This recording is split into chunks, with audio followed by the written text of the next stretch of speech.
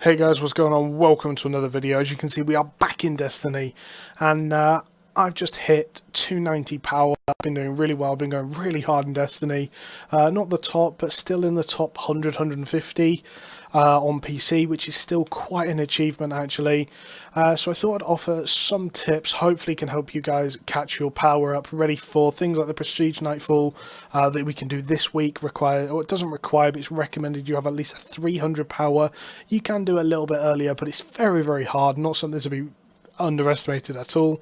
And obviously the raid coming next week, so I'm going to go over a couple of different tips, a couple of mistakes I made as I was trying to gear up, and things like that. So first things first, you're going to hit level 20, you're going to get your free exotic Ingram from Zavala, you're going to hand in all your tokens that you've got as you're leveling, you're going to get a couple of Ingrams through that, and up until 265 just take an upgrade. As you can see, it literally doesn't matter, you're going to get so many upgrades so quickly. Once you hit 265, that's where the real grind starts. Now basically every 10 levels ish, it's not guaranteed, but every 10 levels ish, your blue gear, your epic gear will all start moving up slowly with your power level.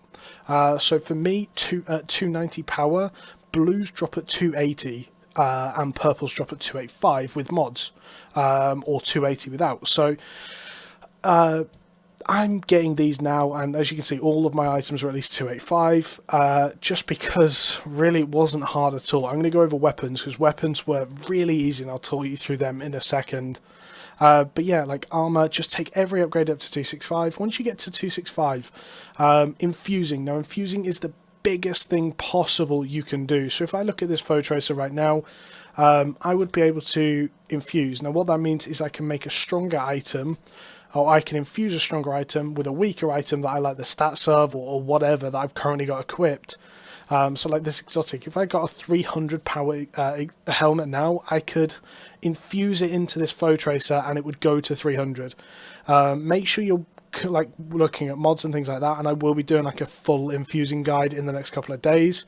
But yeah, so make sure that you are concentrating and not making mistakes. It's going to lower your power level. But yeah, just take your upgrades with infusing. In terms of like exotic and legendary Ingrams, just open them. Honestly, just it's not worth holding on to them. You hand your tokens in, hand your gunsmith artifacts in, all that sort of stuff. Anything that gives you normal Engrams, just hand in. You'll get upgrades, infuse your upgrades, use your upgrades, do whatever, but just keep doing them, because ultimately you want to just keep pushing your power level up, because the more power level you have, the higher power level stuff drops, and it is that simple. We then move on to things like exotic quests and powerful gear milestones. So you get 4 milestones a week that give powerful gear: crucible, strikes, clan, and patrols. So you get these 4. Now these 4 are almost guaranteed to give you an upgrade in power. So again, if I opened them up and got a helmet, there's a good chance it would be at least 290 plus. Also has a very, very high chance to drop exotic, so there's definitely good things to them. However, you want to save these as long as possible. Obviously the reset on America is Tuesday, Wednesday for Europe. You want to make sure you save them for as long as possible, because you want the highest possible power when you open these as you can. I actually opened mine earlier, and that's one mistake I did make. I could probably have got to this point without them. It would have taken a little bit longer and a little bit more of a grind, but I could have probably got to that point without them, and now I could have opened them at 290 and got some crazy baller gear.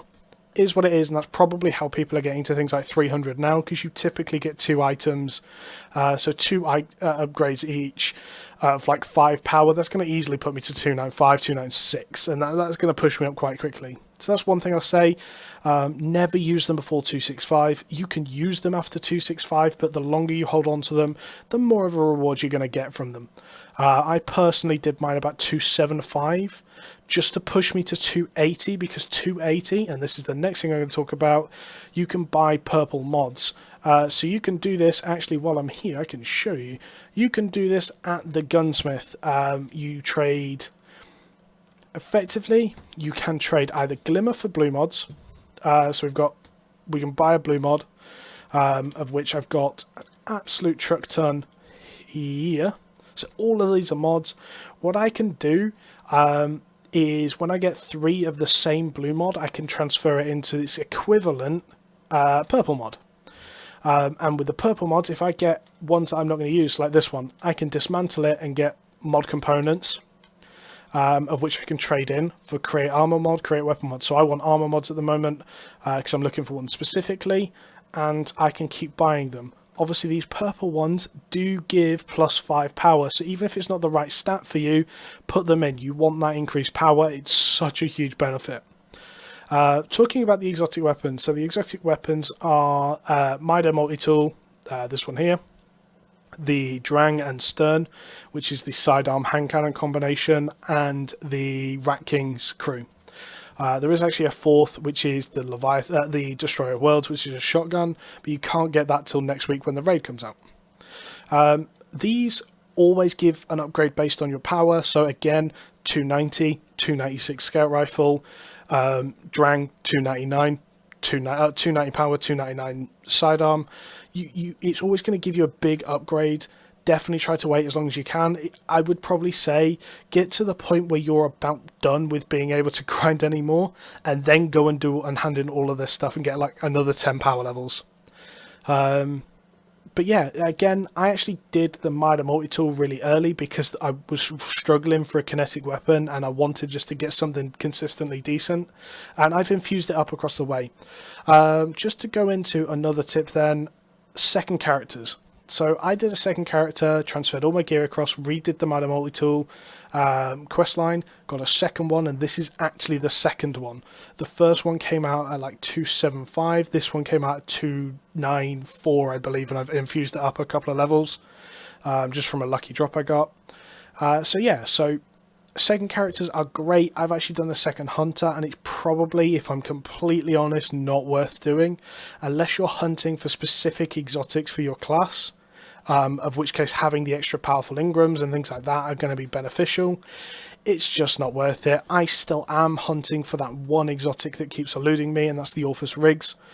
Still never seen them, still never seen anyone get them except from a stream where the guy dismantled them and it made me want to cry. But yeah, so second characters, they're alright, but actually you can do all of the weapon quests through both different, or all 3 characters anyway, so I would personally, if you're going to do other characters, do a Warlock, do a Titan, do a Hunter, spread out a little bit. Unless you're only ever going to play one class, make sure you do spread out a little bit, because it's definitely fun. But yeah, so ghosts obviously don't really matter. I actually did this because I was getting void weapon kills, just because why not? It gave me extra mats that I can hand in, and I was using double void weapon before. Another just a one tip, I keep a load of 280 or 285, just random weapons for PvP. PvP at the moment, the Crucible doesn't have a light requirement or cap or anything like that, so doesn't matter what level it is. So for example, this 280 sword is as good as this 294 fusion rifle. But yeah, so that's about all the tips I have. Just to go over the map quickly, there's a couple of different things you can do. Obviously public events, you want to do public events, make them heroic. It's so good, you get so much gear from them. Do all the different blue quests, they're just good, they lead to other things. Adventures, I haven't found adventures to be particularly good myself. Token hand-ins, I haven't actually had an exotic, but I have been told you can get exotics from them. If nothing else, you can definitely get legendaries from them. These little things here are actually region chests. They give guaranteed 3 tokens and some glimmer, I think. There's not actually any on that map. Let's go to Titan. So these little sort of circle things here, or the semicircle things here, are lost sectors. Lost sectors, I actually farm these a lot early on. You can farm 3, and I believe it either has like an hour and a half or a half an hour reset. So effectively you go in, you clear it, kill the boss, get the chest, fast travel back out. So what I was doing is clearing this one, fast traveling, clearing this one, fast traveling, clearing this one, fast traveling. That's my 3 times. After that you can kill them again, you can open the chest again, but you won't get any gear. Go and do a public event. By the time you've done the public event, you can probably go back and restart it again. And you just keep repeating that. I was getting so many tokens, so much gear, and I was handing them in left, right and centre, and that's actually a big chunk of what pushed my power level up. So guys, thank you for watching. I hope this has helped, and yeah, hope you stick around for more stuff. I am streaming most days now, so make sure you come and check the stream out. Thanks for watching guys, and catch you later. Goodbye.